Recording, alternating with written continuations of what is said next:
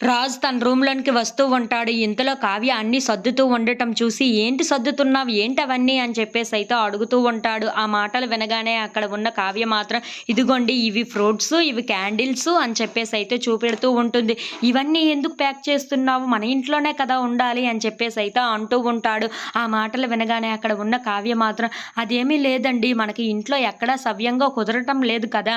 అందుకే భూత్ బంగ్లాకి తీసుకొని వెళ్దామని ఇవన్నీ ప్యాక్ చేస్తున్నాను" అని చెప్పేసయితే అంటూ ఉంటుంది. ఆ మాటలు వినగానే అక్కడ ఉన్న రాజు అయితే ఒక్కసారిగా షాక్ అయిపోయి కావ్య వైపు అలా చూస్తూ ఉండిపోతాడు. ఇంతలో అక్కడ ఉన్న కావ్య మాత్రం, "అవునండి, మన రూమ్‌లో కూడా మనకి కుదరటం లేదు. మీకేమో ఈ రూమ్‌లోకి వస్తే చాలా కోపం వచ్చేస్తుంది. అలాగే గార్డెన్‌లోనికి వెళ్తే తాతయ్య గారు, బామ్మగారు అందరూ ఉంటున్నారు కదా! అందుకే మనకు భూత్ బంగ్లాయనే కరెక్ట్. అందుకే భూత్ బంగ్లాకి ఇవన్నీ తీసుకొని వెళ్తున్నాను" అని చెప్పేసయితే అంటూ ఉంటుంది. ఆ మాటలు వినగానే అక్కడ ఉన్న రాజు మాత్రం కావ్య మాటలు వింటూ అలా చూస్తూ ఉండిపోతాడు. ఇంతలో అక్కడ ఉన్న కావ్య మాత్రం, "అవునండి, నాకు మా అక్కలాగే పాప గాని, బాబు గాని కావాలి. నేను నెలతప్పాలి" అని చెప్పేసయితే అంటూ ఉంటుంది. ఆ మాటలు వినగానే అక్కడ ఉన్న రాజు అయితే ఒక్కసారిగా షాక్ అయిపోయి, "ఏ ఏ ఏం మాట్లాడుతున్నావు నువ్వు?" అని చెప్పేసయితే అంటూ ఉంటాడు. ఇంతలో అక్కడ ఉన్న కావ్య మాత్రం, "అవునండి, నేను నెలతప్పాలి. మా అక్కలాగే ఒక చిన్న పాపనో, బాబునో ఎత్తుకోవాలని నాకు కోరికగా ఉంది" అని చెప్పేసయితే అంటూ ఉంటుంది. ఆ మాటలు వినగానే అక్కడ ఉన్న రాజు అయితే ఒక్కసారిగా షాక్ అయిపోయి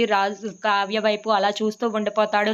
ఇంతలో అక్కడ ఉన్న కావ్య మాత్రం, "ఏంటండి, నా కోరికను మీరు తీర్చగలరా? పదండి వెళ్దాం భూత్ బంగ్లాకి" అని చెప్పేసయితే అంటూ ఉంటుంది. ఆ మాటలు వినగానే అక్కడ ఉన్న రాజు మాత్రం, "ఏంటే ఇలా మాట్లాడుతున్నావు? ఇలా తయారయ్యావు?" అని చెప్పేసయితే అడుగుతూ ఉంటాడు.